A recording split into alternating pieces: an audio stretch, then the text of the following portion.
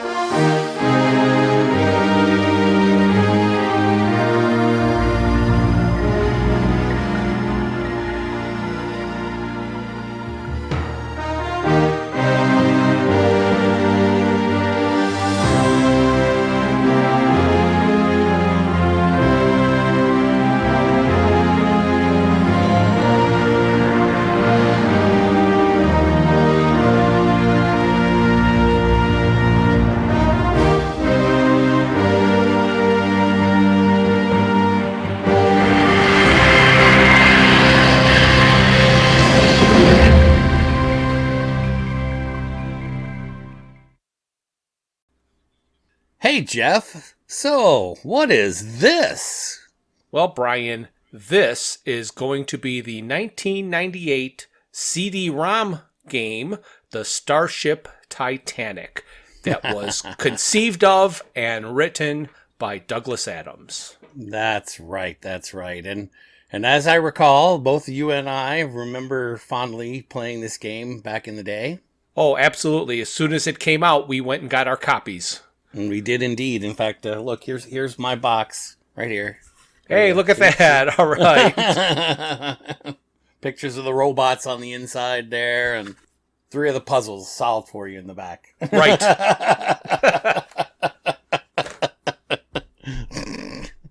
And of course, we didn't know that at the time, but, that's the way these things go.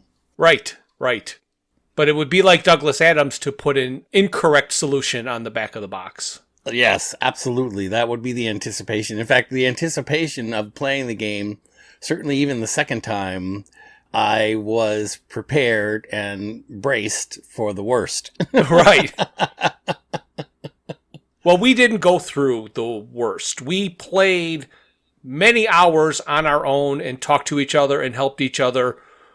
But if we were going to do this episode this calendar year, I think we needed to use some cheats and some walkthroughs to get to the end.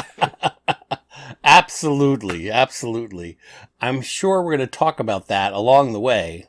But just to give our audience just a little bit of a frame of reference, we did mention that the game was created in, it says April of 1998 when it came out on a Windows platform, CD-ROM drive. And March of 1999, they released the Macintosh version. Okay. And I think we even mentioned in the last podcast that Terry Jones did some voice acting. John Cleese also did some voice acting on this. Mm-hmm. In fact, I kind of find it sort of interesting. There's 16 hours of dialogue that were recorded for the game itself. Wow. Yeah, it's kind of an amazing thing. But considering you and I played the game for, probably about 16 hours. Yes. I don't know that we missed any piece of the dialogue. Okay, right. Well, actually, we did, and I'll explain a little bit about that coming up. But go on, what else about this creation? Okay, so it was a financial disappointment.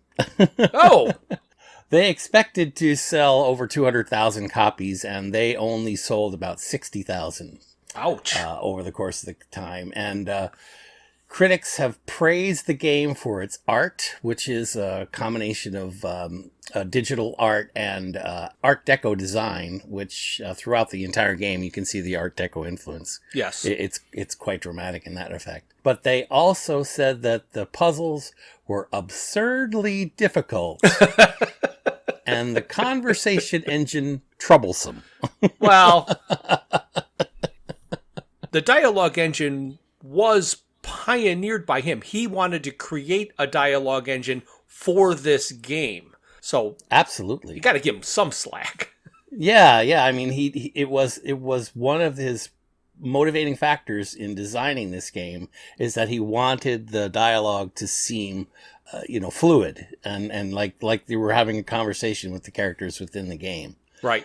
It doesn't come off that way because most of the characters are snarky and annoying. Right. So I'm not sure if you were supposed to feel comfortable with the conversation, but it certainly was something that Douglas Adams wanted to have occur. And I think he did that pretty effectively. Yes. And like any text adventure game, you have to type your response to the computer. It didn't have a voice input. So typos, it doesn't understand. So it didn't have all possible typos for them to understand. Right. And I did find that a little annoying because you did have to type things out pretty completely if you wanted to communicate directly with the characters. Right. Otherwise, they gave you their default response of, I'm not sure what language you're speaking, or, that's a colorful way of saying things. Yeah. So you did have to be a little bit careful. Although, as it turns out, when we watched, well, are you about to tell them how we went about doing this in the end? Yeah, we had a couple of different ideas. We did. So the first thing we were going to do, I think, was try to do a live play cast. We would just play the game together, and one of us would be doing all the controls, which would probably be you because you had the software, and we were going to be talking our logic through finding out the game. That's exactly what we planned. And we kind of thought that since we'd already played the game once, that we would be able to fairly simply play and solve the game 40 years later. Oh, how naive we were. Yeah. So we scrapped that when we realized how many hours it was going to take to actually play the game just straight. Right. And then I think the second thing we thought we would do is each of us would play the game until we got stuck-ish. Right. And then we would get back together and kind of figure out where we were going. Fortunately, you thought the better of it in the long run. We both got stuck different places, different times. And then you came up with, I think, was the best plan, which is the one we're executing now. And maybe you can tell them what we're doing. Well, I did have an interim idea between there are walkthroughs that you can find on YouTube. Right. And we were just going to steal somebody's walkthrough and talk over it. Right. Problem with that, though, is that there are places where we want to say way more than the gameplay allows us to say. And there are long stretches of walking down hallways where we have nothing to say. And for the listen-only podcast where you don't have any visuals, it would have been a nightmare because it would just been music, this weird, ethereal music forever. Yeah, that was an interesting concept. And to tie into your final approach, which I think is a good one, we finally did what we did originally. You and I did this when we first played this game. We played independently and then we played together. We played with, thoughts and feedback from each other. Right. And we made a lot more progress with that. And in this ultimate playback, we did rely a little bit on some informed information. Yes. So what we decided that we were going to do is that we would take a walkthrough and I would put together all of the puzzles in the order that person happened to solve them. So this way we'll cover every puzzle. Problem with a walkthrough is there isn't any discovery. Absolutely. I mean, I was trying to figure out how in the heck, when I looked at the walkthrough that you chose, it's like an hour and a half long or so. Yeah, hour 48. And I was thinking to myself, you and I spent maybe 4 hours on the phone and working together.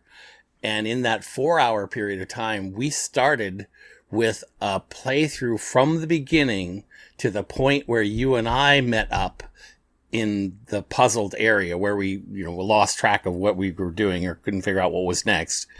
And it took us an hour and 5 minutes of gameplay, right, to go straight through the puzzles we understood. And we were at about 40% of the game at that point. Right. And so that's, that to me was an amazing thing. I couldn't figure out before I actually watched the walkthrough, which I did again today just to refresh my memory. Okay. I couldn't figure out how they could play a walkthrough and do it in an hour and a half or an hour and 40 minutes or whatever it actually is. But what he does is exactly what you describe. He goes to each room basically one time, if it were possible, and does everything required of the game right in that room the one time. There are things that you need in a room that you don't know you need until you're in the room. And so then you have to go out and get it and then go back. Well, because he's playing after he solved it, he doesn't ever go to that room until he has everything. So that is the elimination of discovery. So we're going to try and put in all of that discovery. Great. And here is one thing that I can pretty much guarantee. You can listen to this podcast and you can listen to everything we say and in detail describe every single puzzle. And if you decide to go to GOG.com, which is where we both got the game, because you can go to GOG.com, they got a ton of games. They're trying to keep games alive. You can buy for like $6.95. Right. This one was re-released in 2015 by GOG. So you can get this game and you can play it without the visuals in front of you, because you will not see any visuals on our YouTube or anything. You will not just run through this game like you know what's going on, even after hearing everything we explain. Right. So even though we're going to give you every cheat in the game, you will not remember them. No. And you will still go, what? Right. Because as we're telling you how to do it, you'll go, well, that's obvious. Not when you're standing in the ship. It's not obvious. That's for sure. That's for sure. Well, speaking of not obvious, where did we start the game, Jeff? Well, this game begins in a house. That's right. In a room in a house. Mm-hmm. And when you're in this room, there are very few places that you can go or anything you can interact with. You basically spin in a circle. Right. The game will officially start when you go to the desk and open the CD drive and then grab the disc and put it in. Right. However, somewhere in that room, there's also a TV that you can click on. Mm-hmm. And if you click on the TV, you will get this message from Douglas Adams. For heaven's sake, get on with it. Oh, go on, don't just sit there. So basically, Douglas is saying, quit wasting your time and play the game already. So once you start the game, the ship crashes through the ceiling and the doorbot comes out to greet you. Right. He's going to give you an introduction to the game, how to play it, and its objective before he brings you up to the lobby to check in. Right. And during that entire scene, you're basically watching what's happening. You're not interacting. There's a small piece of it you have to do. You have to push a button. You have to pick up a photograph of your house. But other than that, you're just watching a scene. And that scene is actually like 6 minutes long. Do you realize that? I do. And we are going to let our listeners discover it right now. I'd forgotten what I was going to say. Oh, yes. My name is Fintable. I am the doorbot serving on this, the maiden voyage of the Starship Titanic, the ship that cannot possibly, go wrong. Now, as you can see, the ship, this thing you see behind me, well, we've had a little accident. Don't worry, no harm done, just a little scratch to the paintwork, I think. Luckily, your house was quite soft. I realise this is a bit of an imposition, but we need you urgently. Will you help? Hello? Will you help? Hello? Oh, silly me. Oh, strange, deluded, benighted me. You'll need your personal electronic thing. We call it a pet. Here. Rather complicated, but I'm sure you'll figure it out. All you need to do now is type in yes, meaning that you will help, and we can get going. That's yes, Y-E-S. Excellent. You won't regret it. Well, maybe you will, but let's get you on board anyway. Anything else you want to say or ask, just type. Not now, not now. We've got to get you on board. Oh, look. A nice picture of the sky above your house. How nice. You should take that with you, you know. Good, good. The way this trip is going, it may be the last time you'll ever see that particular view. Come on.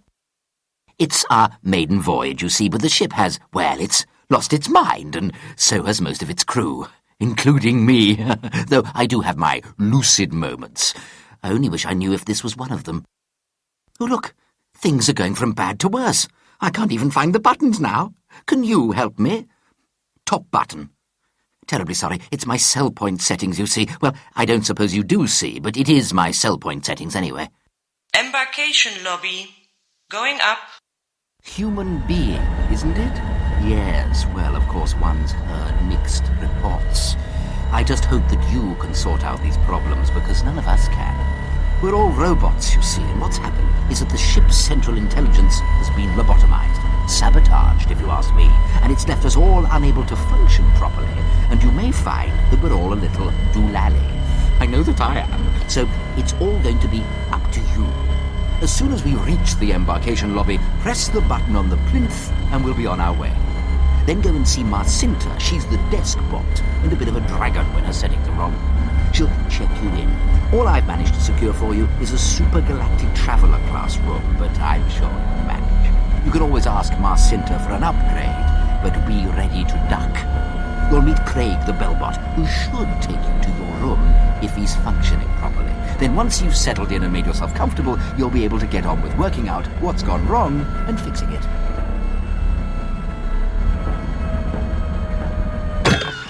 Embarkation lobby. Ah, here we are. I think we're about to take off again, but I'm sure that nobody's in control. I'd better go down again to secure things, but I'll be back a bit later to help you if I can. I hope you understood most of that for all our sakes. Good luck now. Good luck. Don't forget to press the button. Wow, so now you've been tortured, like we were, and brought up to the lobby. Yes. Technically, I think it's more like 4 minutes, but I was exaggerating. It's 3 minutes and 21 seconds. That's how long my recording is. So just, Good. Nobody's going to look at that, though. No, it feels like 6 minutes. Yes. Okay, you are up in the lobby now, and when we were down in the house in that conversation with the doorbot, you will have heard that he gave you something called your personal electronic thingy, or they call it a pet. And when he gives you this pet, to explain what it does, there's a setting that you can call and talk to the robots. There is a setting that will show you room chevrons that you can save. There is a setting to use the device that is in front of you. And of course, there is an inventory. Right. It still makes me laugh that even after you and I are playing this whole game, I got all the way to the end of the game and I forgot what my pet was able to do. Yeah, that's right. Right. 12 hours into the game and I'm still going, what? Yeah. Oh my gosh. In the lobby, there's pretty much only one thing that you can do because the game will not start until you do it. You can walk all around in a circle, but nothing else is going to happen. But as he said, you have to push the button on the plinth. And that is going to start the opening credits and play the theme that you heard at the beginning of this podcast. And after all of that, you go to the desk and push the button on the bell, and the bell transforms into the desk bot. Right. She's going to ask you a series of questions, and this is part of the dialogue.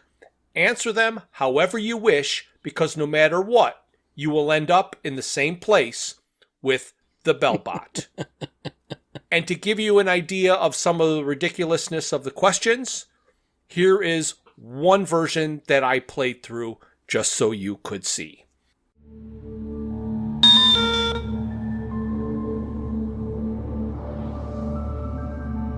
Welcome, guest number, 1, to the most glamorous galactic cruise ship experience in the whole of the space-time continuum, the Starship Titanic, the ship that cannot possibly go wrong.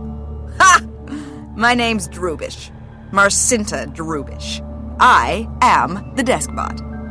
Do you have a reservation? I thought not. But I see that Fentable thinks we should take you on board. Ha! Soft-hearted fool. I don't see that you're going to be any help. As far as I'm concerned, you're just a freeloader. Ah, well. Better get you checked in. What sort of breakfast would you like in the morning? Continental or the full porky? Huh, good choice. Newspaper? The Baronton Bugle? The trumpet? Saxophone? Kazoo? Okay. How do you like your room? With a view? Okay. Corner or balcony? Good choice. Bed? Imperial? Royal? Presidential? Despotic? King size? Queen size? Prince? Princess? Princess plus? Constitutional or absolute? Good choice. Fish? Good. Well, you certainly won't like the room you've got then. You've been assigned to Supergalactic Traveler Class, Elevator 3, Floor 33, Room 8. And don't come whining to me for upgrades, because you won't get one. Craig! Bellbot, to the embarkation lobby. Hi, I'm Craig. I'm your bellbot today. Hey, I see you're not carrying any luggage. That's great. I can take a little time off right away. And I see you're Supergalactic Traveler Class, so I guess you can find your own way to your room. The door's over there. The elevator's round someplace. Relax, stay cool, enjoy.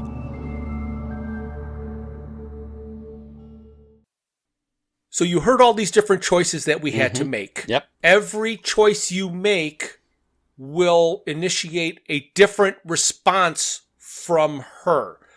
Right. So there's all these questions, and depending on how you answer, it depends on what she says. So there is a lot of dialogue you will never hear unless you decide to play the game and make every different choice over and over and over. So he prepared. Right, except who would choose anything other than a despotic bed? I mean, come on. Or the full porky. Oh, the full porky. You got to have the full porky, right? I mean, you're not going to go through play the game just for the continental breakfast. Good grief. No, absolutely not. Oh, my gosh. So one thing you could have probably heard when you were listening to that is the robots are kind of surly. Mm-hmm. But what you need to notice, but usually won't at this point when you're playing the game, is that on the left-hand side of your pet are 3 dials. And some of the dials can be red and some of them can be yellow. When all of the dials are red, your robots are pretty much bastards. Mm-hmm. If the dials are yellow, they're much more agreeable to doing things that you ask them. Right. And that isn't obvious. In fact, it's funny because, again, like you said, you lack discovery. You and I did discover that in this second playthrough. And it wasn't until we were playing together, after both of us had played maybe 8 or 10 hours, that it became a part of what we needed to know. Right. And immediately after that, it did help the gameplay quite a bit. Right. You can see, obviously, the two things are connected. Right. But then you have to go, oh, they're connected. Exactly.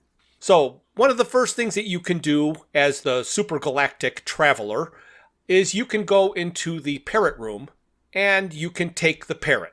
Right. You can find an extra perch and take that. And while you are in the room, the Parrot will escape. Right. There is a succubus and a TV in there as well. Mm-hmm. One of the things that we don't learn until long into the game is that when you are in a room, it will show the chevron in your pet. Right. We always saw that. But what yes, we did didn't know is you can grab that chevron and drag it into your inventory. Correct. And the other thing that we didn't know and took forever to discover, well, it was there, but it wasn't obvious. When you're in your pet and you're looking at your chevron screen and you hover over the chevron, it'll say, click shift to edit. Yes. And you're like, it says that, but it doesn't dawn on you till much later in the game that there's actually a function you need to do in order to maintain the memory of a chevron. That for us, when we went into the Parrot room the first time we saw it, because we interacted with everything in the TV included, which took us through different channels, and there's some frozen images of camera views, and one of them shows a chevron upside down, right? And it provides an address, if you will, for later gameplay. And it was interesting because, again, like you said, there's no discovery for the person who's playing in the playthrough. He simply goes up to the chevron, takes it, and sticks it into his list of chevrons and moves on. Right. As if, oh, yeah, everybody knew that. Yeah. And because everybody does deserve to have to listen to Terry Jones, we are going to do a short little clip here of what the Parrot sounds like. You are entering Parrot space. Tickets, please. Show your passports. Get a bloody move on. Give us a nut. Give us a nut. Give us a bloody pistachio. Ouch! Oi! Unhand me, you person! Stop it! I shall screech! I shall screech! Screech! No, screech! Don't say I didn't warn you! I'll pick you! Screech! Screech! Ah, you can't keep a good parrot down! And especially, you can't keep a bad parrot down!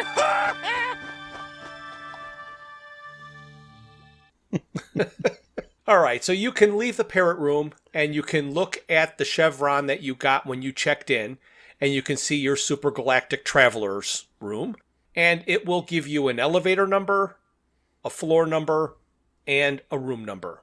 Mm-hmm. So using those, you can go to your room. Right. When you get down to the correct floor and you exit the elevator, you will see in front of you a door and a menu. And it will have a variety of differently sauced chicken.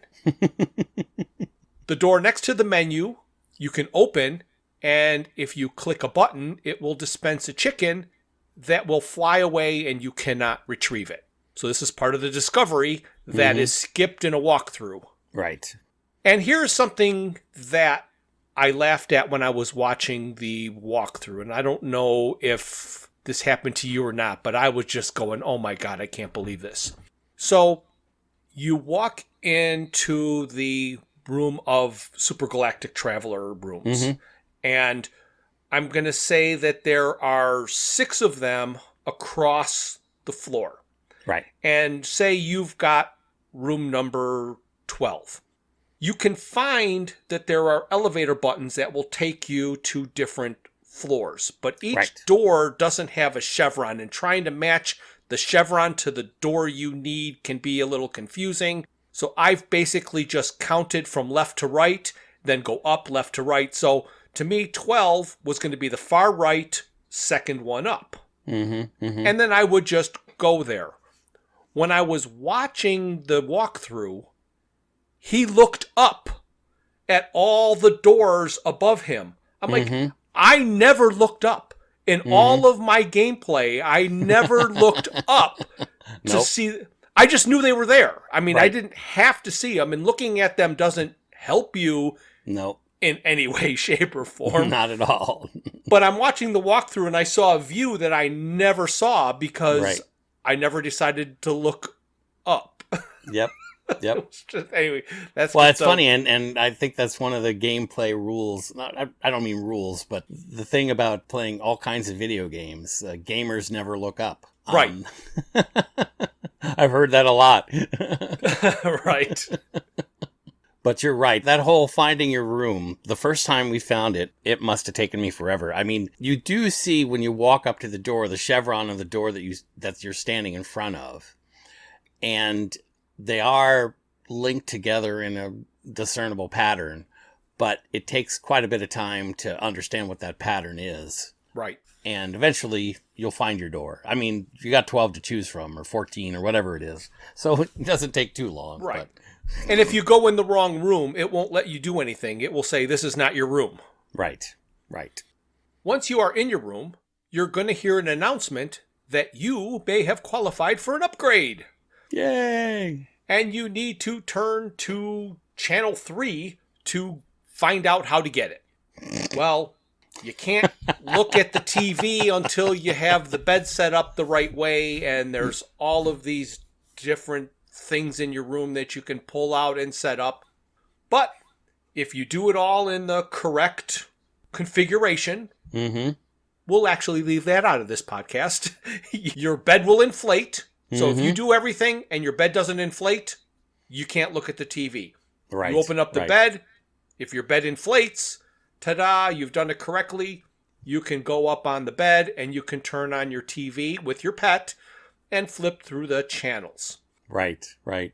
Oh boy, I tell you, you talk about your memories of particular scenes. This one is burned into my memory because literally you have, I think it's 9 different items that you can click on and activate.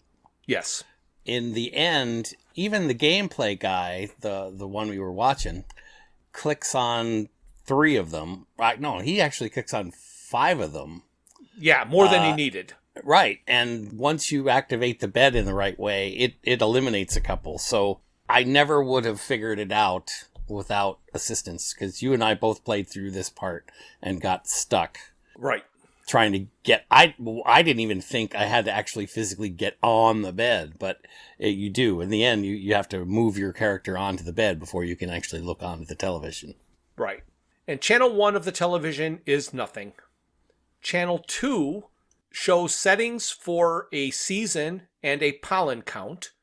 Channel 3 is your upgrade announcement saying that you're going to get an in-flight magazine and go to the succubus to retrieve it.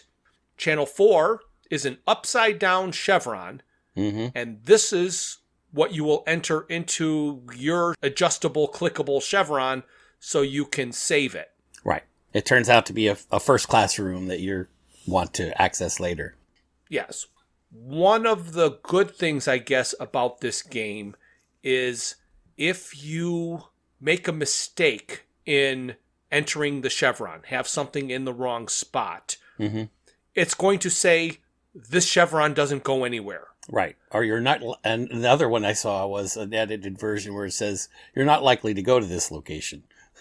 Or something. Yeah, there's some message that lets you know that you're wrong. And when you do have it correct, you will get the elevator number, the floor number, and the room number of a first-class room. Channel 5 shows you a random elevator floor number, which happens to be 27. Right, right. And this, it was so funny. When you and I were playing, I didn't realize until I watched the walkthrough this afternoon that it dawned on me what must have happened. Because the elevator number is also important. The floor number is also important for later gameplay. And by some stupid accident, I did it the way it was supposed to be done without even remotely realizing that I had skipped over all these extra steps. And I was swearing at you. Yes, you were. Just open the elevator. It won't open. We'll get to that part later when we get there. I know, but it's funny because I didn't realize the significance of the floor number until today when I was looking at it. And that's so funny. So there are 2 more channels, 6 and 7, and there's nothing on either of those channels. That's right. So you exit your room, you go to the succubus, and you get the in-flight magazine with your upgrade. You go to the lobby, and you give the magazine to the desk bot to get the upgrade to second class. Right. Now you're going to have a second chevron in your inventory with your second classroom. So you get your first classroom, and you'll have your second classroom. And if you were smart, you will have that first class room that you entered from the TV. Right. So if at that time you decide, hey, I'm going to go see what's in my second classroom, all you are going to learn is that there is a bowl of pistachio nuts and 3 bowls that are not pistachio nuts. Well, that's not the only other thing you learn. The other thing you learn is how to make Bryan insane. Okay. And possessed by an object that has 0 meaning. The light bulb. I even thought it was funny because here is, in the walkthrough, the person playing the game actually does click on the port light. Yes. Which opens up and it shows you a light bulb. And you're thinking to yourself, oh, well, the port opens up and it shows you a light bulb. It must have some importance. And I'm finally going to get to learn what it is watching the walkthrough. Watching the walkthrough. And he closes the port and leaves the room. But I was obsessed with that stupid light bulb for at least 8 hours of gameplay. Yeah. I'm telling you, I was insane. Yeah. Red herring. You can leave your room now, and you can go back to the top of the well, and that's what they call the first floor. So when you get on the elevator, you were going to run into a lift bot. And basically, he's going to tell you war stories, and you just explain what floor you want to go to. You can just type in the number, and he'll take you to that floor. If you want to say, I want to go to the lobby, he'll say, okay, and he'll bring you up to floor 1, and then when you get there, he'll say, top of the well, you can walk to your requested destination. So you can just type 1, and he'll bring you to the top of the well as well. And I'm going to reference that in a little bit. Right. And to be fair, this is where, I swear that between the play that you and I did together and each of us did independently, the longest stretches of the game are getting on the damn elevator and waiting while it goes up to the floor. Right. And waiting while it goes down to the floor. Yes. And then you get on another device later called the Pelevator, and you have the same sequence of waiting and waiting. Oh, right. It's just needlessly long time for gameplay atmosphere. So by being upgraded to second class, you have access to 2 additional rooms that you could not enter when you were Super Galactic Traveler. Mm-hmm. One of them is a metal sculpture gallery. Right. And when you walk into this metal sculpture gallery, things look kind of familiar, and they've got these little buttons, and you click on the buttons and they don't do anything. And you wander around and you click buttons and you click buttons. For hours, just clicking these buttons and clicking these buttons. And nothing is happening. So you're thinking you've got to do something else first to make these things activate. So you leave and you look around other places, and then you come back and you click them again, like doing it this time, because what it meant was you needed to walk around the top of the well some more and then come back, and it's going to work. Oh, gosh, holy moly. You're absolutely 100% correct. And again, we were playing independently for a while, and during that time, I accidentally stumbled onto an answer that I didn't even realize was the answer until you and I started playing together. Right. And I mentioned to you that when you go up to a specific sculpture, right, and you click on the clickable area, it activates the little power meters, if you will, on the lower left-hand side of your pet. Right. And you can create a condition where the power meters are in the up position, which turns them yellow. Right. All of the sculptures can move 2 of the dials, and only 1 sculpture can actually move all 3. Right. But what I said to you, and what I remembered was, I said, after I turned one of the sculptures to yellow, yellow, red, the robot became more helpful. I mean, actually gave me helpful advice. And I thought, well, that's interesting. Right. Well, and in the gameplay, the guy knows exactly what to do. So he goes and clicks every one of them yellow, yellow, yellow, yellow, walks all the way around the room, makes sure every one that could be yellow is yellow, and he walks out, and immediately he goes to the desk bot and gets his first classroom. Right. So all of these sculptures have a vague representation of one of the robots you encounter. Yep, absolutely. So, once you've gone through and made all of the dials as yellow as you can get, you can go to the desk bot over in the embarkation lobby, and she acts kind of drunk and I don't care, take an upgrade.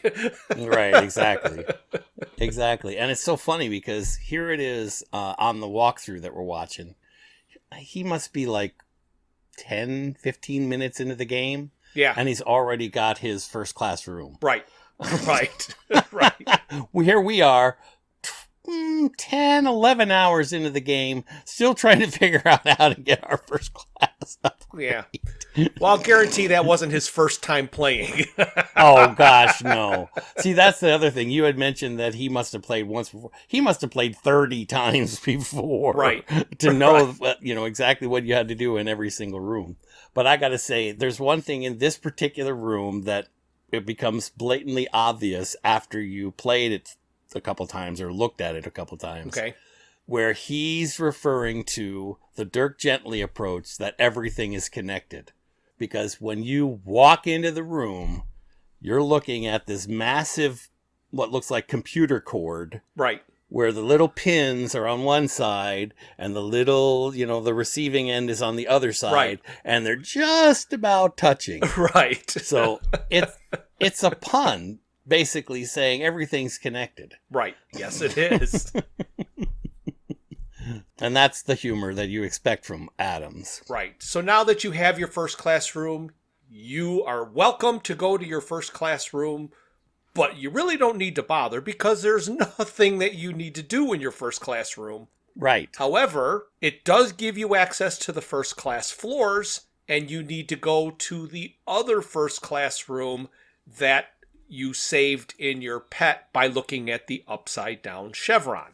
So if you go to that room and you start clicking on different light bulbs, you will find a loose light bulb. The first time we played this, I was completely stuck on this, and you were trying to give me some sort of clue as to how I was going to solve it. And I don't remember your exact clue, but I'm wandering around this first class room and I'm asking you what to do, and you're like, kneel at the altar. I'm like, what are you talking about? But basically, you have to find a loose light bulb, and then you call the bellbot, who you've already made agreeable. Right, and that's the clue. Yeah. That's the other clue, too, yeah. You had to have him in the up position at the sculpture room before he's going to do what you want him to do. Right, because you can do all of this without them in the agreeable position, and they're just going to tell you, screw you. That's exactly right. So, when the bellbot does fix the light bulb for you, you will get one of Titania's eyes. And it's so funny that that's the first thing that this playthrough guy gets. Right. Is one of Titania's eyes. It's funny to me because the first class area, first class rooms are useless. Yes. Except to give you access to areas that you need later. And it's annoying because they're extravagant and they're large and there's space and you can click on everything and look at everything and you wander around and you wander around. So it wasn't obvious that there was anything you could do at all until you found the loose light bulb. Mm-hmm. And that's really it. Now that you've got that eye, go back to the Parrot room. If you look around the room, you can see that there's this sconce that is sneezing, and you can tickle it with a feather, and you can see that. So when you stole the parrot the first time and he flew away, he did leave a feather. So you can use that feather and you can tickle the sconce and the nose is going to bounce up and down, but there's nothing you can do to get it. So... And trust me, you're going to try everything under the sun. Right. Once you figure out you can tickle the thing with a feather to get that dang nose. And the parrot is always kind, and he goes back to his cage. So you take him again, and he is always screaming about pistachio nuts. Parrot always wants pistachio nuts. So you know there are pistachio nuts in your second class room. So take the parrot, stuff him in the succubus, and send him to the second class room. Right. Do you want to talk about Mother? Yeah, I mean, we could talk about that. To the succubus, I'm not sure. I mean, when we were playing the game and we finally figured that part out, it didn't become immediately obvious how you get the succubus to send anything to a specific location. Right. I don't know that there's any gameplay or function that gives you that information, but you have to basically drag the chevron on top of the succubus after you activate him, make sure he's working. Drag the chevron onto him, click it, it rings a bell, and then you put whatever you intend to send into the basket, and it sends it to that location. Right. But again, I'm not sure there was any gameplay that gave you that instruction or helped you understand that that was the instruction you were intended to use. I think it is something that I'm going to call inevitably intuitive. I guess. It is intuitive eventually. How do Yeah, I know exactly. where to send it? Well, I have this chevron. Maybe I'll try that. Yeah, because if you try it to send anything anywhere without using the chevron, it's going to end up in Mother's mouth. Right. Which we haven't gotten to yet, but I guess we're going to get there eventually. But yeah, we'll go talk about Mother later. But if you don't put the parrot in with the chevron, it'll say, oh, go see Mother, or something like that. Right. If it's something that it doesn't matter if it's lost, he'll just say, I lost it. Right, right. And we do know that the succubus will eat chicken. The succubus will eat chicken. Yes. How many chickens? Well, infinite numbers of chickens. Correct. All right. So now that you have sent the parrot to your room successfully by using your chevron, you can go there and retrieve it. Mm-hmm. And again, go there and retrieve it means a long walk down hallways and a long trip down elevators and a long walk to your room and through Just your room. Just to let the parrot, or get the parrot retrieved from the succubus. And then he seems to have disappeared. Like, right. He'll say, I'm gone. And you think he's gone. But you've got to walk around and kind of click on the pistachio nuts. And then the parrot will fly over and land and then eat all the pistachio nuts. Right. And once he's done that, he's actually revealed the ear of Titania. Right. You know, one thing we didn't talk about, and this is true because we're playing in the order that the walkabout was played, and you and I had already played the game. Again, not intuitively, but if you were a first-time player of this game, do you think you would have automatically or fallen into Titania's chamber? I mean, obviously, I guess we did when we played it the first time. But you and I knew where it was and knew that it was a function of the game before we even started playing. Right. So we knew we were looking for parts of Titania, and they do mention them in the character's name, but getting to the chamber is not an obvious thing. No, but when you're a first-time player, it's where can I go? So you just spend an hour walking and trying to go into every door and down every elevator, and you will find the entrance to Titania. And then you're going to go down and you're going to go, whoa. And we'll get down there when we need to, because we don't quite need to get there yet. In his case, is like the last thing he does. No, he's coming up real close. Real close. Okay. So now that you've got Titania's ear, we are going to get another piece. So we are going to now go to the bilge room. And here is where we're going to meet Mother. Right. So you take the loose feather that you have and you put it in the succubus. Right. You got the loose feather, by the way, by grabbing the parrot and picking it up the first time. Right. So the first time you picked up the parrot, you got a feather. Right. And that feather will stay with you the entire game. So you can tickle the nose of the sconce and everything else with the feather. But you use that same feather to make the succubus sneeze. And then when the succubus sneezes, it is going to sneeze out Brabastigan.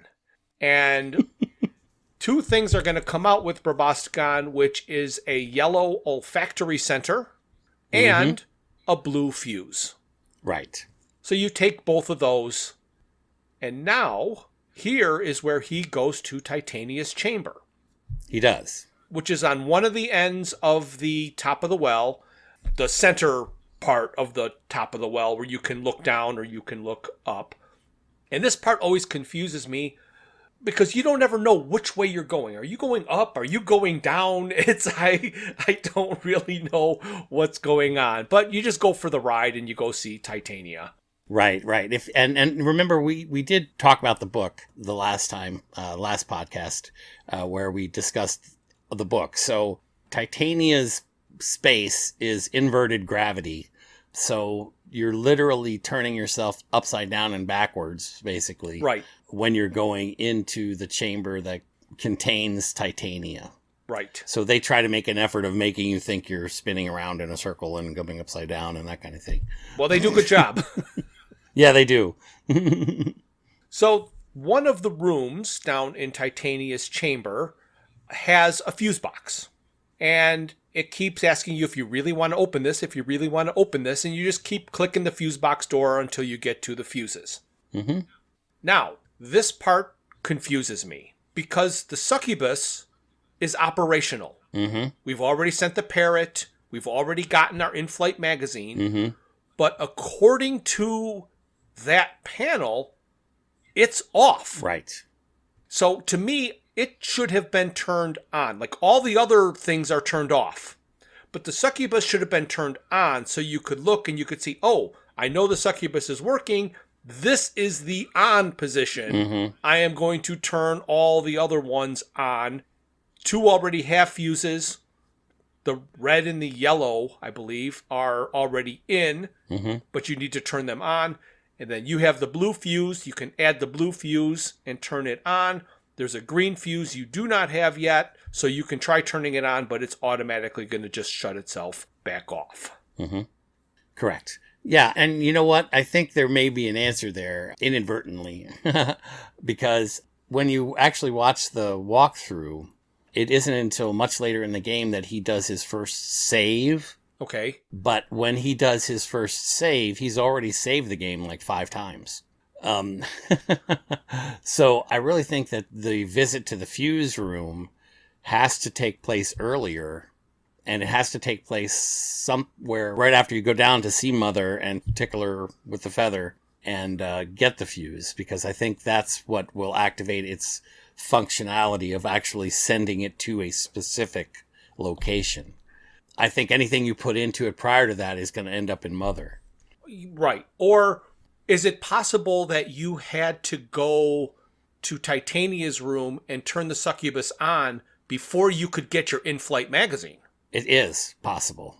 You know, because that was all skipped through here. So again, Right. like I said, you can listen to us and try and play the game, but you're not going to have any better time. Oh, you should though. It's fun. Well, it's fun for a while. I don't know, but it was turned off. I don't know. It was weird. I don't know if that on off is that important with the succubus or not. But anyway, that's really neither here nor there. We're going to kind of continue on. Yep. Go back up to the top of the well and go to the art gallery, which is across the hall from the metal sculpture gallery. When you first go in, you are going to see a lever and a glowing head down the hall. Don't touch the lever. Oh, tell us how we know. Well, see, and this is the funny thing. Having played his previous game, I was paranoid even the second time I played this, Starship Titanic, that is, that if you did things out of order, you were going to have to play the game again from the beginning. I played this game for 12 hours this last couple of weeks, and I still felt like I was going to fall into that little trap. As it turns out, it doesn't play that way. There's certain things you can't do unless you've done some other things before that. But the fact is, you can pretty much do everything you need to do in pretty much random orders and play through this entire game. You don't have to worry about, oh, I had to do this step before I did that step. Other than, of course, the fuses and stuff, which we've talked about. Right. So when you were in the art gallery, you can walk around to each of the glowing blue heads which seems to be looking into a window that you can't see into because the head is in the way. But if you click on the head will spin around and you will see the face and you will see a name. So the 3 sculptures are of Leavinus, Scraliantus, and Brabastagon. And make a note of where each head was in position. Douglas Adams is Leavinus. Right. So that's his head. I don't know who the other 2 are. I didn't either. pay attention or even look it up. Mm-hmm. Once you've noted all the positions of who's looking in which window, then you can pull the lever. There's going to be a big power down. The light's going to go off and all the heads are going to crash to the ground. So you will never be able to see who was where. Mm-hmm. But then if you go to each one of the windows, you will see a single word, either this or that or other.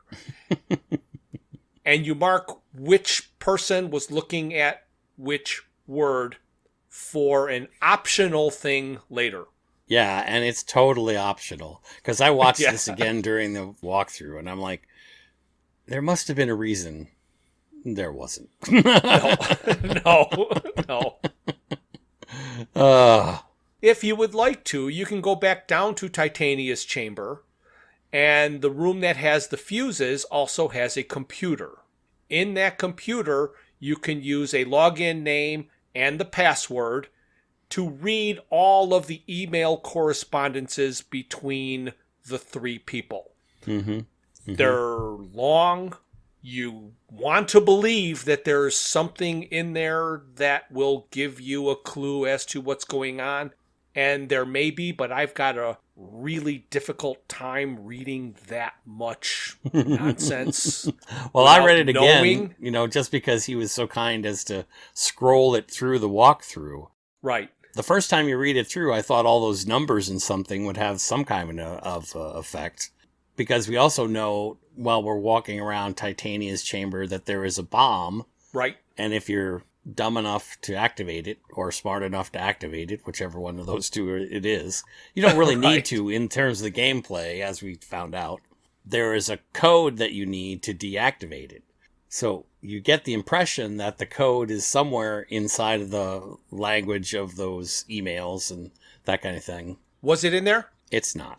It's not in there? Nope. Because not even in the least. I don't ever remember hearing it, but I've read that somewhere in one of the speaking things from one of the, it could be from the bomb, it could be from whatever, that somebody says the phrase. Yeah. Who says it? Well, okay, so once you've activated Titania and she's apologized for the... Oh, no. That's the end. You cannot go back and disarm the bomb at that point, can you? Yeah, you could. Because remember, so we'll get to that later. Yeah, okay. We'll talk about that. Okay. We'll talk about that later then. So we're not going to worry about that because that's jumping too far to the end. Okay. But there's nothing before that. No, nothing before that would give you an idea of what the password or passwords are to deactivate password the bomb. Phrase. But you're led to believe that the password phrase would be inside that email stuff, and it's not. Okay. One of the things that you can do now that you are a first-class passenger is you can take the gondola to the Arboretum. When you are at the Arboretum, you can go left or right. On the left, there is a fake Pellerator. Mm-hmm. So you open that up, and you will see a succubus under there, and you will see a hose. You take the hose. As you spin around, you will see in the distance that there is another gondola that you cannot get to, but it will let you look at it. Right. So now you can go back and you can look at the Arboretum, but at this point there's nothing you can do at the Arboretum. So you can continue to the other side, and there is another Pellerator which will take you through some other rooms that the gondola passes by. So right. The gondola is a point A to point Z. The Pellerator will let you go to points between. Right. And you did make an obvious, not obvious. It wasn't obvious to me, but you made an observation when we were playing the game and we were stuck trying to figure out what's going on, that when you're in the gondola and you look at the gondolier and his great big mouth is going up and down as he's quote unquote singing, that has to be Titania's mouth. Right. But you can't get that at this point. And you can't get that from him. And you can't get it from him. Right. So, in the real Pellerator, go to the promenade deck, which is the farthest that you can see. So you enter this Pellerator, and you're going to see a panel in front of you. Then you're going to click on the panel, and it's going to zoom in, and then you can click whichever button you want to go to the room. So he just started in the far top left of the rooms and goes to the promenade deck. And then you wait, and it goes, and it goes, and it goes, and it goes. And then you will more than likely hear something that I got totally tired of hearing, which is this. Please exit other side. This is very confusing, I know. Oh my goodness. I appreciate you sharing that with our audience. Yes. So now you're in the promenade deck and you're looking and you see a giant fan and there's a flock of starlings and you're not quite sure what you're supposed to do. So then you look and there's a speed control fan for the ventilation fan. There's a speed control for the giant fan, for the ventilation fan. And to the left of that, there is something that's got this giant hammer on it with a blue button. And it keeps telling you need to poke the button with a long stick. Well, you happen to have a perch, so you try and poke it, and nothing happens. Right. Now, before you explain the next part, this is really one of those things where discovery is way out of order. Okay, the way the gentleman played it, you do have the perch, but you don't even know that a long stick exists at this point. The way he played it, to bring you back around. So there's a space in your Super Galactic class lobby that seems to be useless. It's got a chair. It's got a picture of the Mona Lisa. You can click on the Mona Lisa. You can turn around in the chair. And when you turn around, you can see a stick and you can try and get the stick, but it'll tell you that you can't get the stick because you have to break the glass with something like a hammer. Right. And then, as you mentioned, it specifically says a long stick. Right. A long stick. So I think that now that we're here in this particular part of the playthrough, I have to believe that Douglas Adams decided that he had to include one of his favorite old jokes okay, into his Starship Titanic playthrough. Because you're looking at the hammer. It tells you in order to poke the red button at the top, you need a long stick, but you don't have one because you don't have the hammer. Right. So what is the answer to getting the hammer out of the hammer cabinet? Go ahead. What is it? You poke it with the perch. How many times? And then you poke it with the perch again. Yep. And then you poke it with the perch a third time, and it will magically open. And this is the annoyingest part of this game, because there's more than one time, I should say, where in every other gameplay you ever played at that time and past that, if you have a device that's going to interact with a certain field, it's going to do it the first time you do it. You don't automatically assume, oh, well, if it didn't work the first time, I'll try it again. Oh, if it didn't work the second time, I'll try it again. Right. So I don't know if you know the very bad joke, but I will try to clean it up here a little bit for you. Okay. So this is the joke that Douglas Adams has decided to torture us with. Okay. You know what happened last night? What happened last night? Well, I was out with my girlfriend. Oh, okay. And you know what she said to me? What'd she say? She said she wanted it 9 inches, and she said she wanted it to hurt. Okay. So I gave her my 3-inch 3 times and slapped her in the face. That would equate to this puzzle.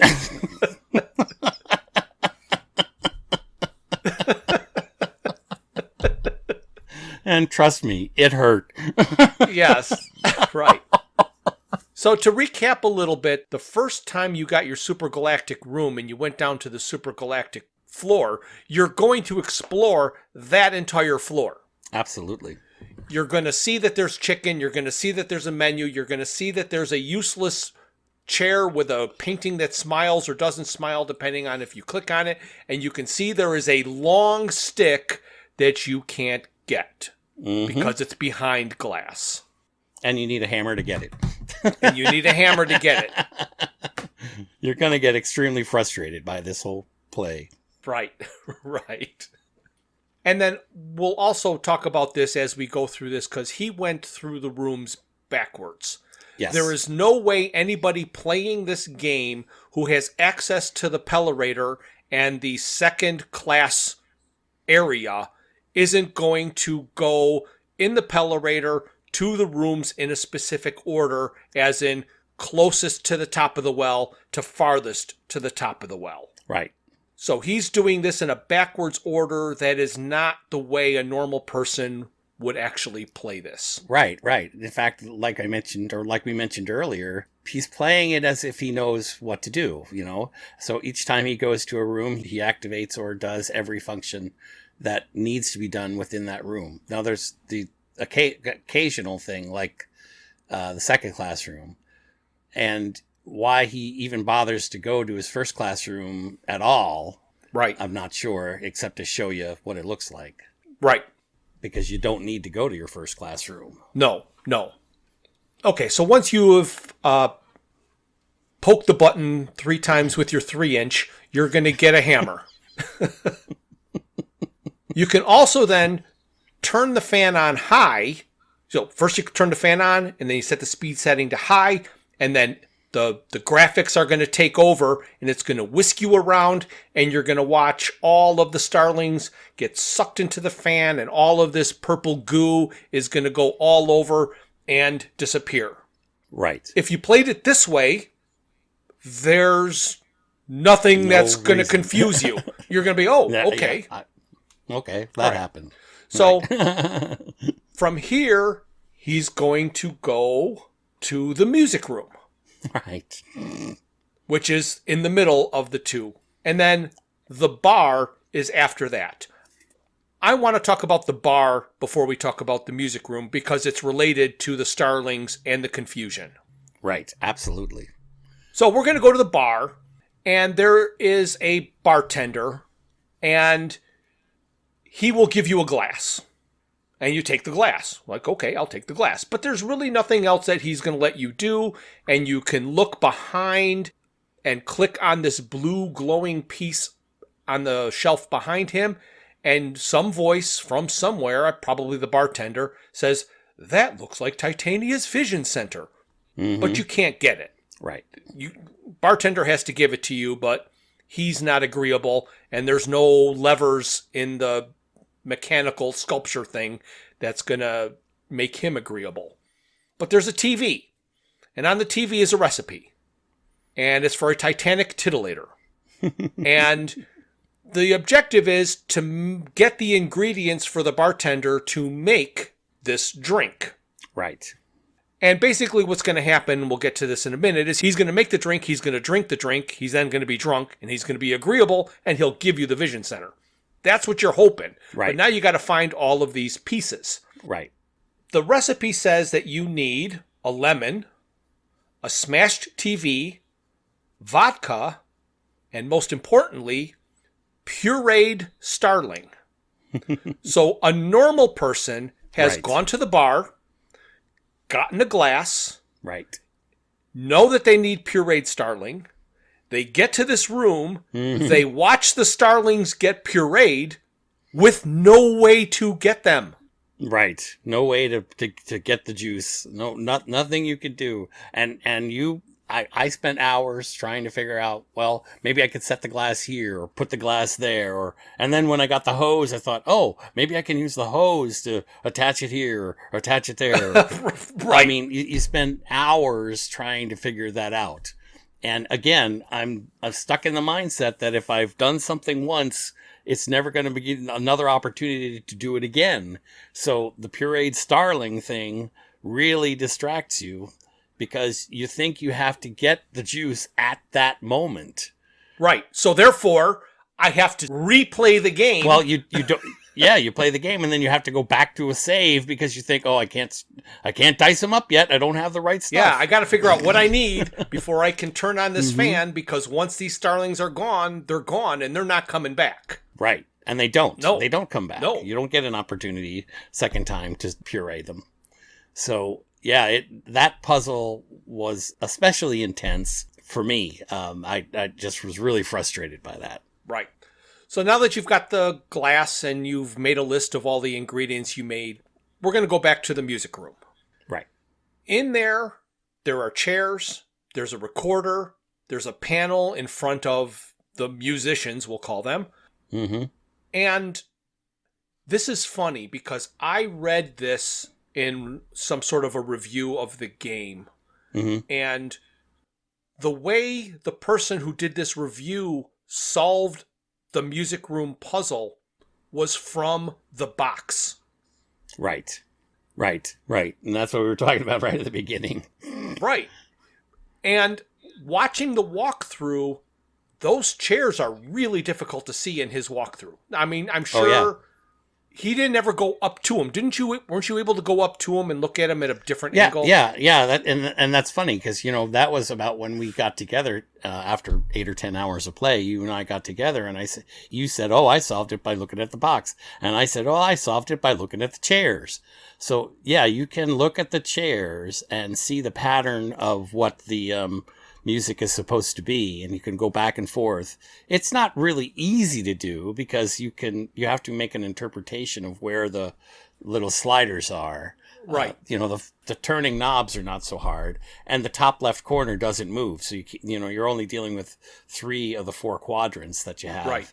But eventually I was able to go back and forth between the chairs and the little setup screen and get the music lined up properly. And it is true that, although weird, the music sounds correct once you get them in the correct position. Right, because it's playing all of the same notes of the music and pieces of the music just out of order.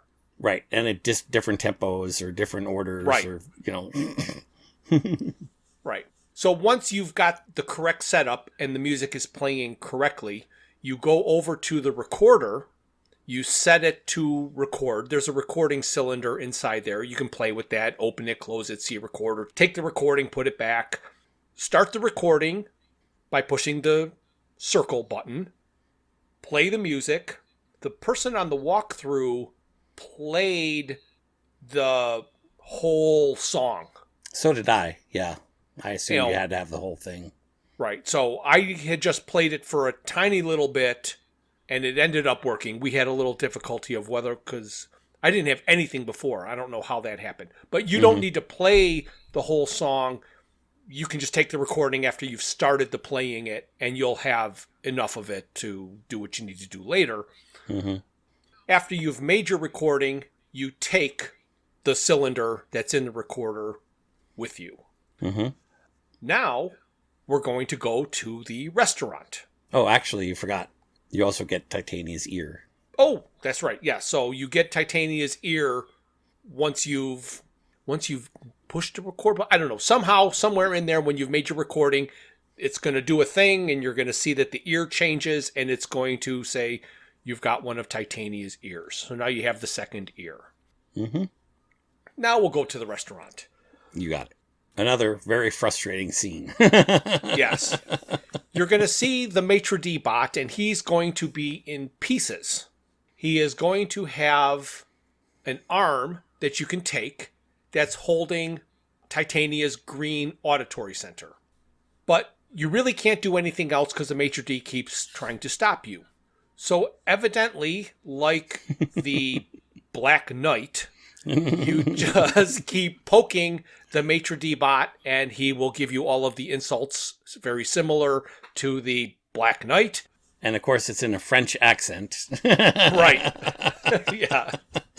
And he will eventually relent and put in the white towel, and he will give up, and he will let you do what you want, which is basically go up to the guy that is behind him with his head in a bowl of soup, which happens to be Scralliantis. Mm-hmm. Behind the menu that you couldn't see before is a second arm that is holding a key. There's also a napkin and a green fuse. So you take all of that. However, you need to make the Maitre D.Bot's arm let go of this auditory center. Yeah, I gotcha. You have to make the Maitre D's arm let go of Titania's green auditory center. And to do that, you need to play some calming music. Well, what luck you have just made the way he played it. All of this beautiful music. Right. So in the entryway, there is a kind of a desk that has a roll top that is locked. But because you now have the key in the Maitre D.Bot's arm, you can go back there and there's nothing to do. You just put the arm in it, unlocks it. There's no other thing. That one was actually very simple. Yeah, which is really odd because immediately after you do that, of course, you put the music into the music box, it plays, and you go back into the dining area, and the maitre d' is very relaxed. Yes. And his hands let go, and now you actually have the key and the auditory center in your inventory, as well as both of his arms. Right. You get the key after you needed the key, and after that, you can't use the key. Right, right.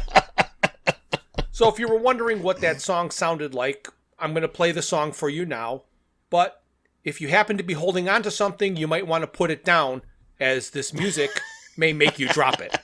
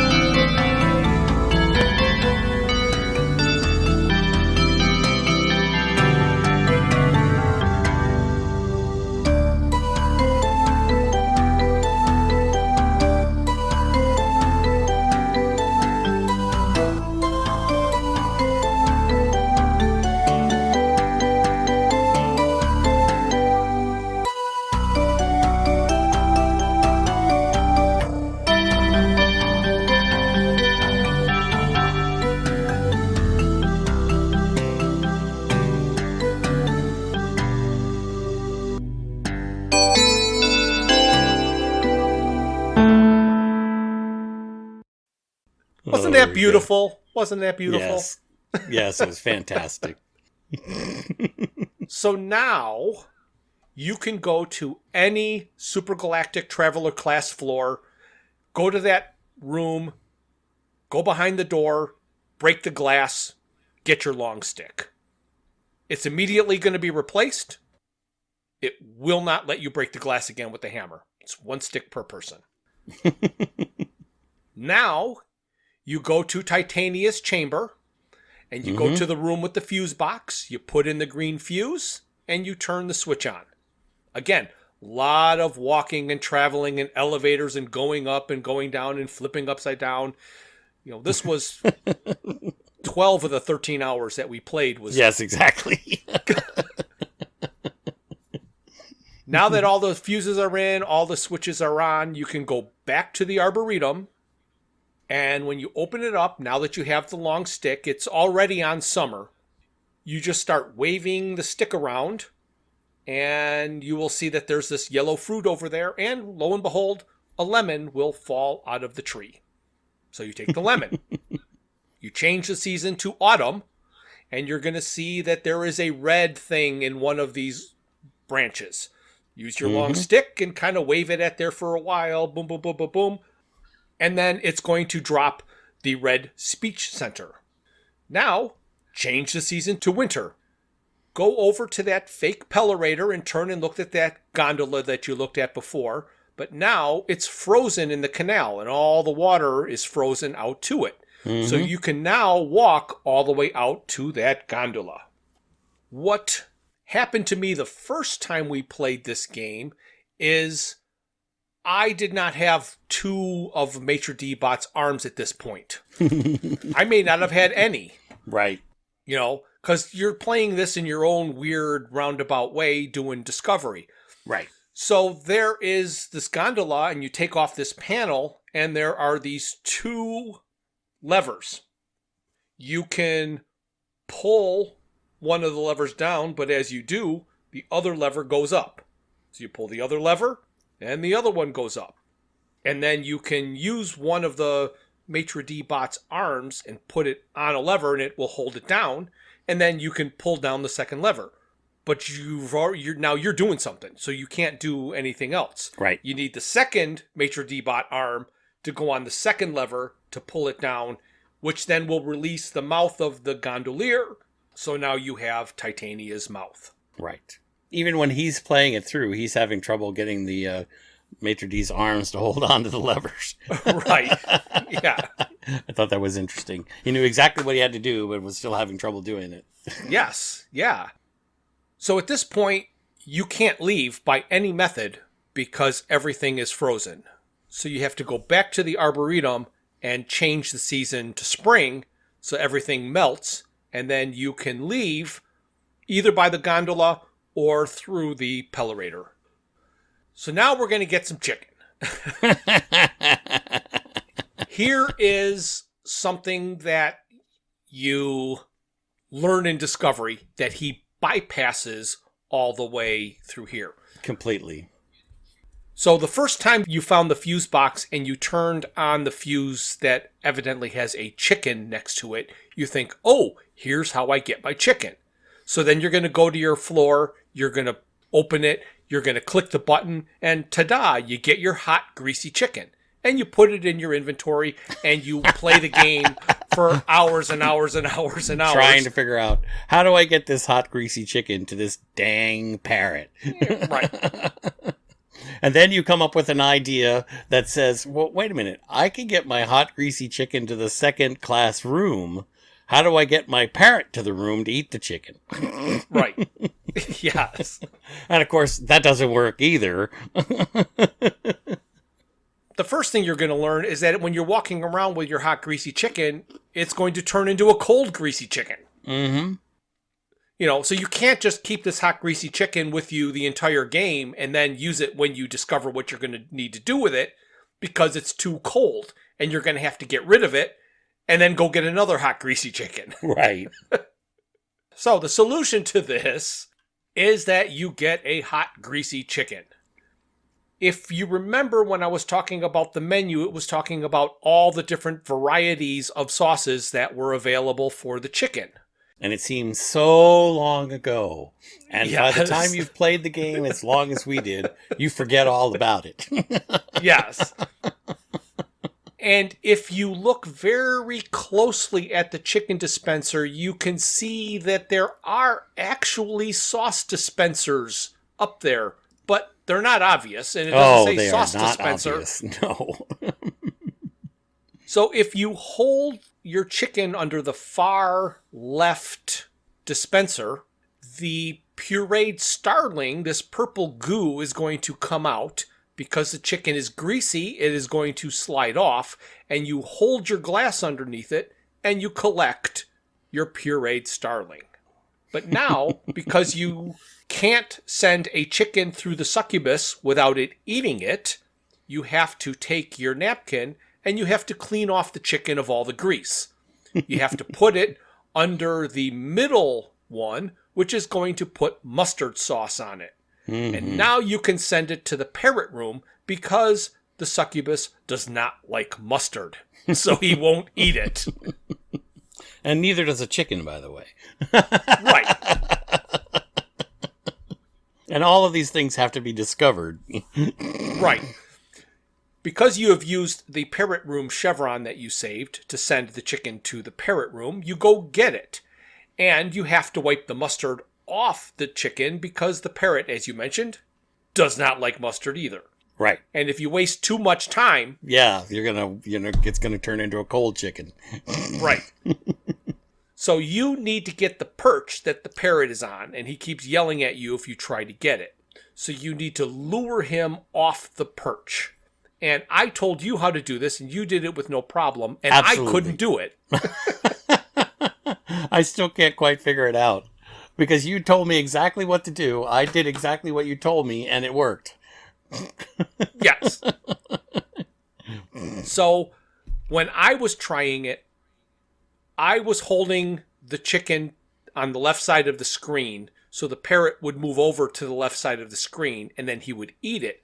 I wasn't holding it far enough to the left side of the screen where the parrot had to stick his head out the cage Right. and come totally off the perch, and then I could take the perch. Right. When you watch the playthrough, you can see the position of the chicken that way. But when I played the game, I didn't really see that happen. In fact, I was so eager of getting the perch, I wasn't concentrating on the chicken or the parrot. I was just like ready to click the perch as soon as I could, as soon as he stepped to the right or step to the left, rather. So the perch is actually Titania's intelligence core. So that's why the spare perch was over on the pillows, because Titania's intelligence core was being used as the perch. Mm-hmm. Now that you're in the parrot room, you can turn around and you can go back to the sneezing sconce, and you can use the succubus to blow the nose out with the hose. Right. So through a couple of different things, you connect up the hoses and the nose will blow out and you take the nose.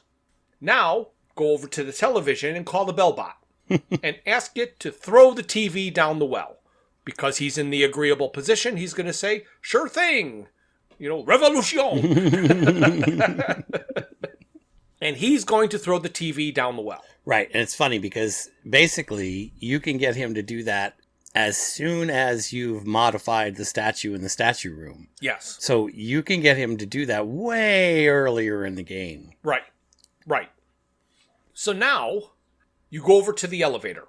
And if you've paid attention every time you've asked to go to the top floor, the lift bot has always said, top of the well, and you get out. Well, if there's a top of the well, there has to be a bottom of the well. So you ask the lift bot to take you to the bottom of the well. And they'll take you to the bottom of the well. I guess if you know the floor number, you can tell them the floor number. But nowhere ever do they say that there's a bottom of the well in the elevator settings. Right, except when you do look at the pet, and we didn't really talk about that, but if you look at the pet's got, on the right side, it's got like 4 different icons you can click, including the save icon at the bottom. But I can't remember which one it is. One of the middle two, if you click on one of the middle two when you're in the elevator, it'll give you a little picture on the left-hand side, in 3 of its little storage areas. And if you hover over the picture, one of them says bottom of the well. So you can actually click on that one, and then it activates a button, and you can push the button, and then the elevator will go down to the bottom of the well. Never saw that. Or like you say, you can type in bottom of the well or bottom, and it'll take you to the bottom. I think I tried typing just bottom in once, and it didn't work? No, it thought I was talking about its ass. Well, that would be typical. So you have to type bottom of the well. Right. So when you go to the bottom of the well to collect the TV, you'll see the crushed TV. You will also see a sphere on the floor. And that sphere is a lift bot head. And you will take the head. What you may not have noticed is that one of the 4 elevators is broken. And the reason you never notice it is you are never asked to take the broken elevator. That's right. You're asked, is it elevator 4? 3? 4. Elevator 4. Yep. So your rooms, you get to 1, 2, and 3, but not 4. Right. So you're never asked to take elevator 4, so you will never try elevator 4. Right. And it was so funny because this is the trouble you and I both got into. For whatever reason, and I still cannot fathom what I was thinking or how it happened. But you had said to us, and I think we were playing at the same time, okay, well, this is an elevator head. We got to get it to the elevator. And I'm like, oh, okay. And then I thought, oh, well, the only elevator I haven't been to is elevator 4. And so I must have gone to floor 27 because that's where you can get onto elevator 4. Yes. So if you go to floor 27, you can get on elevator 4 and fix the elevator head and retrieve Titania's other eye. Correct. Any other floor you cannot. It says it's an inoperable elevator. Right. Every other floor, right? Yes. It says it's inoperable. And I did not realize when I described to Jeff that I must have done that. I must have gone to 27 and got on there without even thinking. Because I never experienced the elevators out of function message. Never. Right. But on the TV, one of the channels showed floor 27, which is the key of where you need to go to fix the elevator. But that didn't dawn on me right away because you just said, just go to the elevator. And even the walkthrough guy, the way he does it in the little exposure for the scene is after he gets the elevator head, he looks at the front screen of the elevator. And if you look at the screen of the elevator, it'll tell you where the elevator is. Oh, so right. he goes to elevator 4, and it shows that it's on floor 27. So he goes to elevator 3, goes to 27, then he goes to elevator 4 and gets in elevator 4. So that's how he discovered the answer to that. Right. All right. So now that you have all the ingredients that you need, you're going to go back to the bar and you're going to give the bar bot the ingredients. And he'll put them all in and he'll do whatever. And then you'll ask him and he's like, well, once I finish this drink, you have to tell him to get the vodka, which he has behind the bar. Right. So not obvious. No. Not obvious at all. So then he gets the vodka and he puts it in and he does his little swirly drunk dance and he's all happy. Right, because you even have to identify him what this blue goop is. You know, if you give it to him without telling him what it is, he'll put it in his head and not know that he has a pureed starling. Yeah, you give him the glass of purple stuff and he says, what's this muck? And he dumps it in. And unless you tell him it's pureed starling, it's not an ingredient. Even though it's an ingredient. Mm-hmm. All right. So now if you would like to, you can go down to a room you have not entered in Titania's chamber, and that's where the bomb is. Mm-hmm. And you can arm the bomb, and it's going to start counting. And if you disrupt it, it's going to start the countdown over. So if you did this at the beginning of the game, you can spend all game trying to make sure you get down there every 15 minutes and click it. So it restarts its counting. Or you can save the game before you arm it. And then if you're getting tired of that, you can just play from that point without doing it. Yeah, because otherwise the robots will be reminding you that it might be a good idea to disarm that bomb. Right. I don't think I've ever played through to let the bomb go off. Does it? Will it? I don't even know. I was reading about it, and I don't believe it ends your gameplay. The bomb will just explode when Titania takes off at the end of the game. Oh, okay. So it's not like the bomb is going to go off and you got to start over. Or from your last save. Oh, well, that kind of makes sense. Because now we're going to get to Titania's room, right? Right. Right. So in theory, you've activated the bomb. You have no idea what the possible answer to the bomb question is. Right. You've got this panel in front of you that you can click on and change letters. You've got John Cleese taunting you, telling me how many possible combinations that there are. And I think he exaggerates a little bit, but it was in the trillions of trillions. Right. Exactly. And of course, every time you hit it with the hammer or poke it with a stick, or he'll tell you how he feels about that. Right. You can go stand at Titania's head, and you can look down, and you can insert her 2 eyes, her 2 ears, her nose, and her mouth. And apparently all of the colored centers that you have to be in a correct position. Right. And again, I don't know how you would know what they had to be until you get the tone that says you put them in correctly.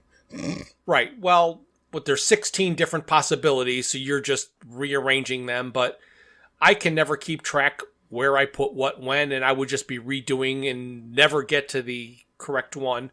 I know that the first time we played it, you told me how much trouble you had doing that, and I'm like, well, mine just worked. So I put them in the correct order somehow the first time I played. Right. And the way he had it in the walkthrough was yellow was the top left, red was the top right, blue was the bottom left, and green was the bottom right. And then Titania is going to stand, and here you will hear her message of gratitude. Right. I'm terribly sorry about the parrot. No, really. I know how it must have been for you. Leo couldn't stand parrots either. So typical of Leo. So clever, he could never see what was actually happening. Everyone used to say of him, nobody likes a smartass.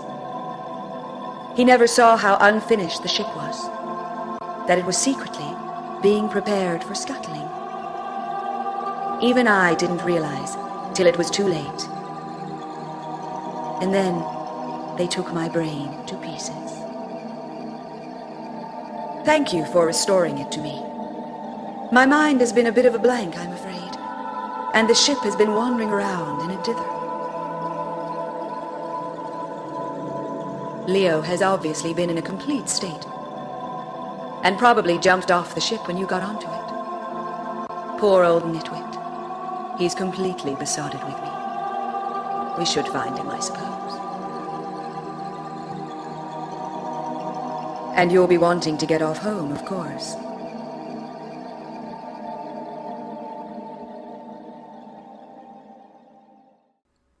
Well, there it is. That's where she says, nobody likes a smartass. Right. So you can go back to the bomb, and you can type in or add the code, nobody likes a smartass, which is kind of weird because some of these combinations are blanks, which I never would have expected. Right. And you need to use those blanks between the letters because it's nobody on the top line. With a space. Yeah. Nobody with a space. Right. Nobody with a space. And likes with 2 spaces on either end. Yep.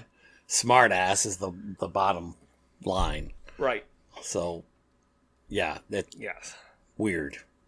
And then there was a door in the center of Titania's chamber by her head that will never open, which is now open, and you can take a transport to the bridge. And this is where I left my brain in Titania's room. Right. And tried to play through the last scene. Yeah. The first thing you will see is a meaningless wheel that you can spin. So you can spin that all you want. It's meaningless. You can click the middle and seagulls will squawk. Okay. There's a navigation console. And you can insert the picture of the night sky that you have because you need that for your navigation home. Right. Evidently, there is a way that you can play a game that lines up all of the stars to where you need to be. I didn't even attempt that. I did. Because there's an option to let the computer figure it out for you. Right, exactly. So if you wanted to know how to do that, this is kind of funny.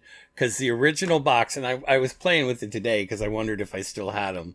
But in the original box, you got a pair of 3D glasses. You Right. know, one of those red, blue glasses. Right. And this is where you were actually supposed to put them on.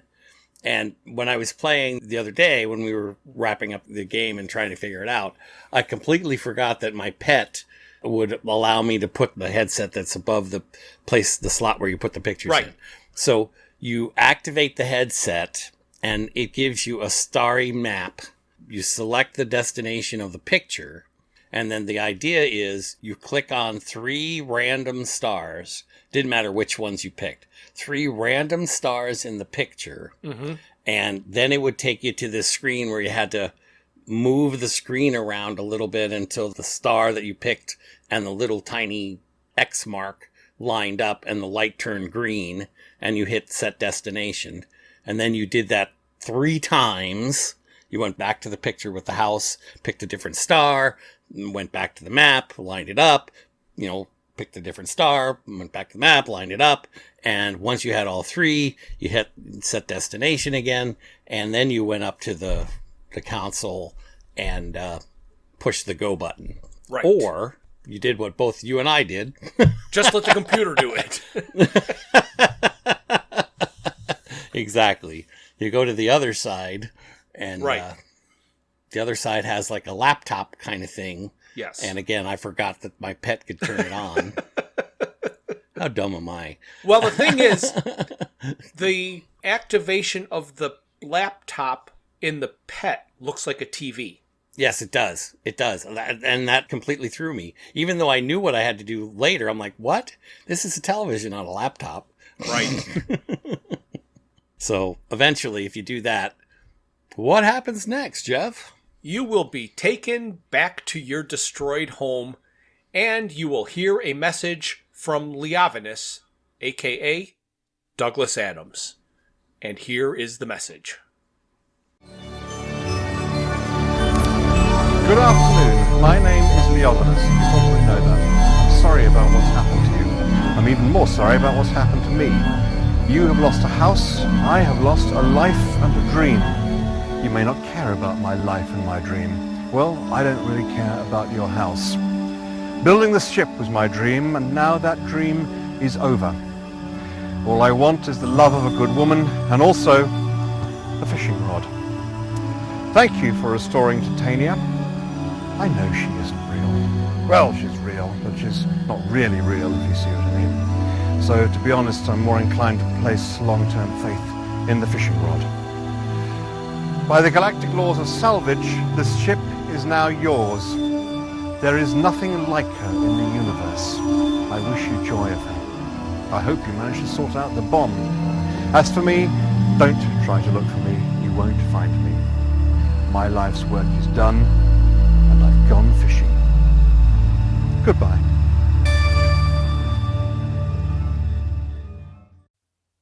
Well, isn't it ironic that he says that he lost his life? Yes. And his dream. Right. In that message. But we lost our house. Yes, we lost our house. It's quite fascinating, the irony in my mind of that little speech that he gives there. Yes. As we complete the game. And we kind of come to a position in our podcast where we're a little confused, aren't we? We are very confused, not just a little confused. Because this is officially, from our perspective, this is the final piece of Douglas Adams material that we have been able to determine is something we would discuss. There are other things that he's done, but I have no idea how to find them. Like, what I didn't know is there is another video game that he created called Bureaucracy. I can find it and download it for DOS. Oh, and my computer is old. Right. But it isn't using DOS. That old. So you, oh my gosh. You can get the game, but because I don't have a DOS player, like, I'm sure that there are people out there who know how to have some kind of a DOS simulator running in Windows and they could play a game within a game type of thing. But that's beyond me. So right. Is that like do you know for sure? I'm assuming that that's all text driven. Like the original Zork or whatever? Yes, I'm sure it is. So if anybody out there knows of that game and has that game or how to get that game, let us know, because then we can play it and we'll talk about it. I might talk to one of my computer buddies and say, hey, if I wanted to play an old DOS game on Windows, how would I do it? And he might say, you can't. Do you have an old DOS computer? He'll say, no. So I don't have high hopes on all of that, but yeah, we're going to be figuring things out and talking about different things that are kind of off topic of Douglas Adams and Hitchhikers, but we hope to have it kind of relevant. Right. I think we're going to stay within the fandom. Yeah. As far as I can see. And we're going to try and continue to search out new life, new civilizations. Oh, you're switching fandoms. And go boldly where every other podcast has been before. Yes, we're gonna become a true crime podcast. There you go. Because that's what we need, is another true crime podcast. Oh gosh, isn't that something? But to ask the actual question, Jeff, do you know what we're going to discuss in our next podcast? I think in our next podcast, we should do a TV show that features somebody called Professor Krenotis. Interesting. So this would be the lost, unfinished Doctor Who serial called Shada. Interesting. Shada was an unfinished... It was written, began to be filmed, and they abandoned it in the middle for some reason.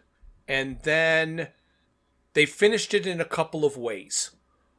They either had somebody like Tom Baker, who stars in it, describe what was happening in all of the scenes that were never filmed, or because they had a script, they finished it with animation.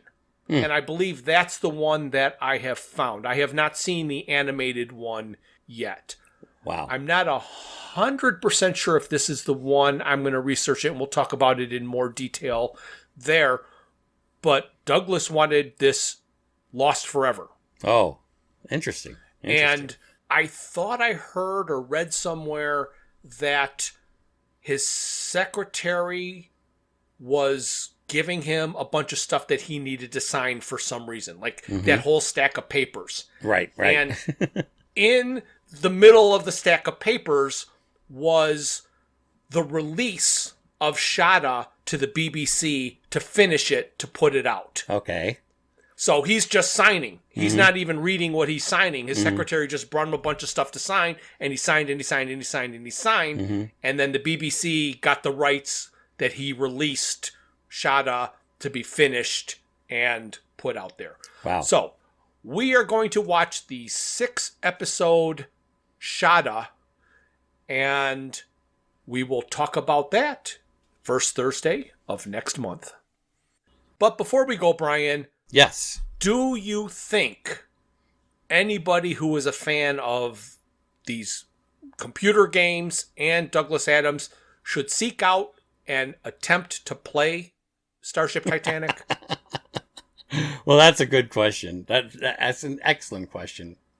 You and I played it way back when, and I remember that we had some struggles getting through it. And it would have been prior to, I don't think this one ever had, a game book that came out, or it was before internet was popular enough to give us all the little answers we needed. Right. So I don't recall ever even completing the game, to be honest, but I'm assuming we did. Yeah, I'm sure we must have found some way to have completed the game, but Right. I don't know where we got our help or our hints. Right. And here, you and I, having had the experience of having played it the first time and playing it again, it's a good question, because literally 13 hours of gameplay And it would have probably been 20 hours of gameplay unassisted. Easy. And I don't even know that would have given us the answers that we needed without the ticklers that we got from the internet. So, although fun, entertaining, definitely had some humor in it, I don't know. It's a good question, Jeff. Okay. I'm not sure I have a good answer.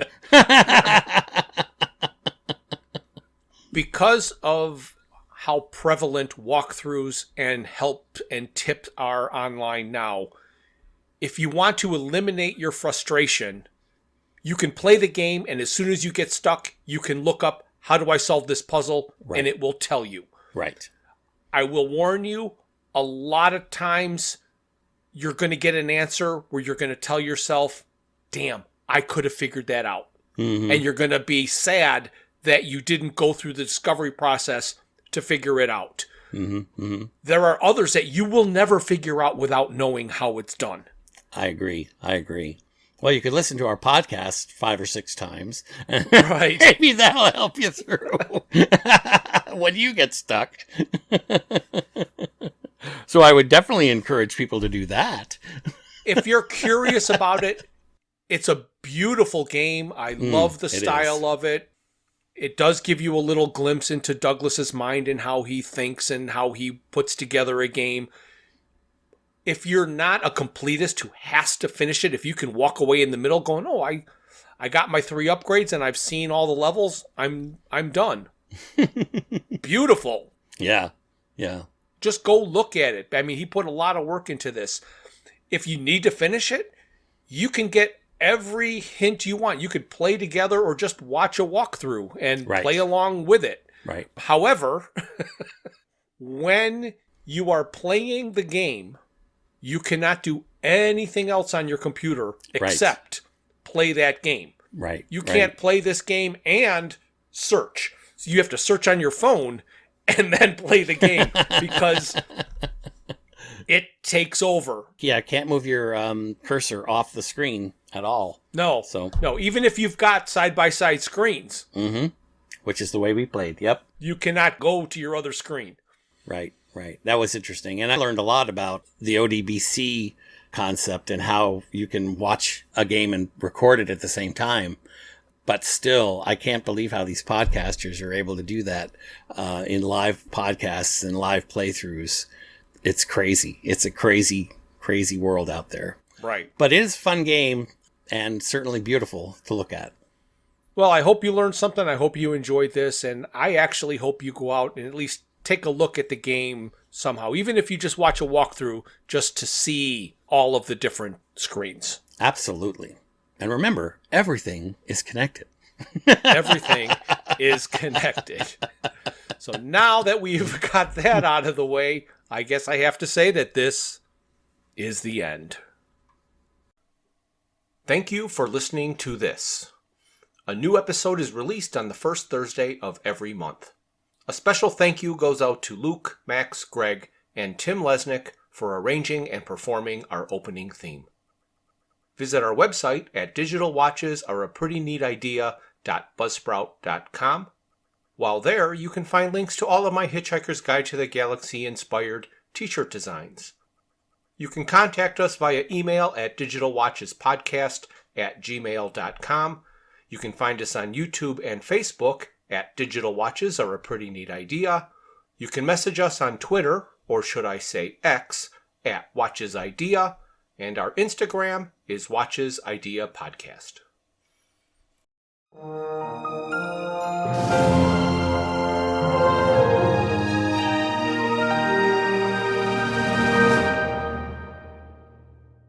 This has been a Foods for Thought production.